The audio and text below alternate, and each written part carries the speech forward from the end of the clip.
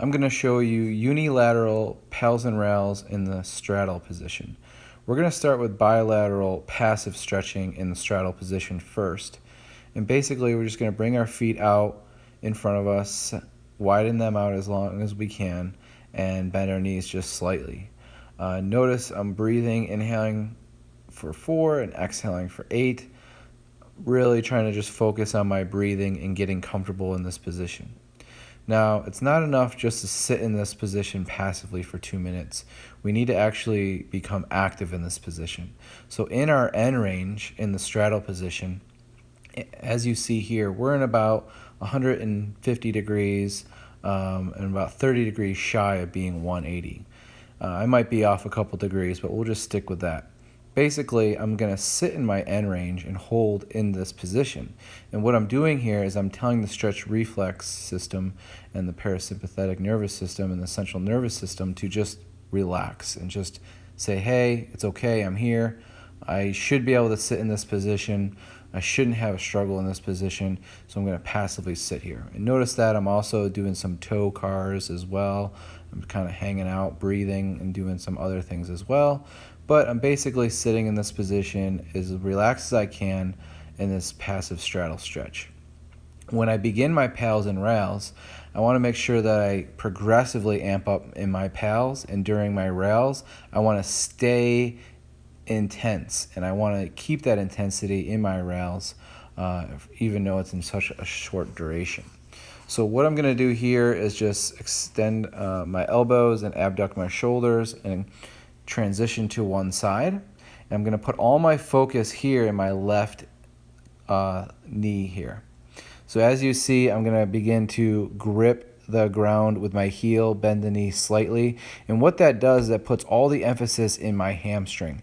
Now, if you feel this in the back of your knee, that is your sciatic nerve. So that's why we have the knee bend. You're going to get a lot more hamstring action when you do this. We're going to begin to push into the ground with our heel and all the tissues surrounding our hamstring and everything that we can, just pushing into the ground from 10 to 15%.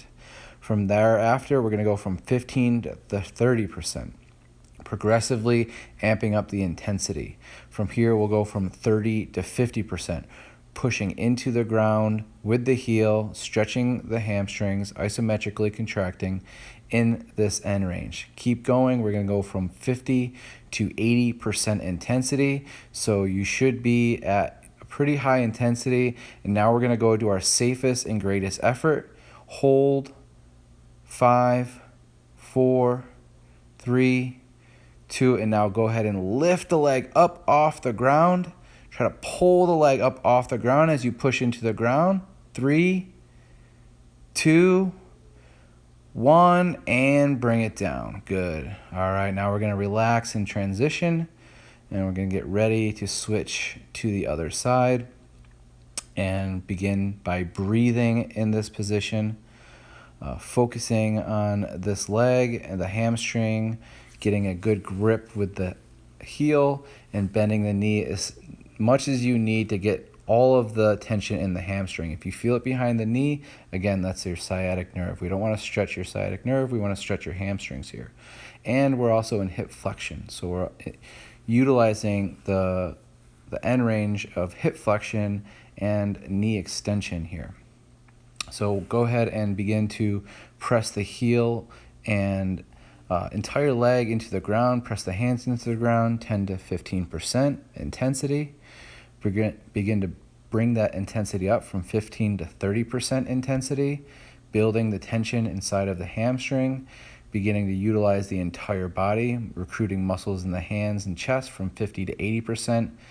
Now you're going to go to your safest and greatest effort from 80 to 100%, and we're going to go up as high as you can. Hold it for 5, 4, 3, 2, and 1. Go ahead and lift off. 5, 4, keep it up. 3, keep it up. 2, keep it up, and bring it down. And go ahead and transition to just a relaxed, passive, and active hip axial rotation here. Noticing I'm going in and out with my feet. When my feet go back and out, that's external. When my feet go in and forward, that's internal rotation. So these are hip axial rotations. You can do these anytime. You can do these also with the shoulders. It's just basically with the elbow or knee extended, you can actually rotate the shoulders and the hips. So after our axial rotations, let's go ahead and go into bear position. So we're going to bend the knees at 90, dorsiflex the feet here. We're going to press the knees into the elbows, elbows into the knee from 10 to 30%. So we're going to get right into this pals contraction. Let's go from 30 to 50%, begin to amp up the intensity. Really begin to feel those tissues stretching in the adductors. From here, what we'll do is begin by pressing the elbows into the knees, knees into the elbows, and fists together. Let's go from 50 to 100% of your safest and greatest effort.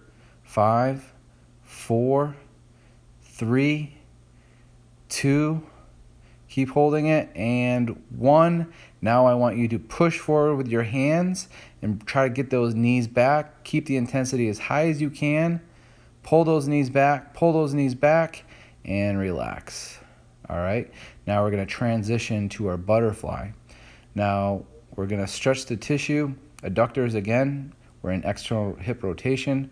We're going to press the elbows into the thighs, thighs into the elbows, and we're going to start beginning to amp up the intensity from 10 to 30%, going right into our pals contraction or progressive angular isometric load, pushing our elbows into our thighs, thighs into the elbows. Let's go from 30 to 50% intensity. Keep going. You should feel the tissues in the groin here and the adductors beginning to start intensifying. So we're at 30 all the way to 50% intensity, and just hold here. Feel that burn in the thighs. Now we're going to go from 50 to 100% of your max intensity here. Holding as hard as you can. Push for 5, 4, 3, 2, and rails. Try to pull your knees away from the elbows and try to get those knees toward the ground. Push forward. 3, 2, 1, and relax here. And let's get to our articular flow.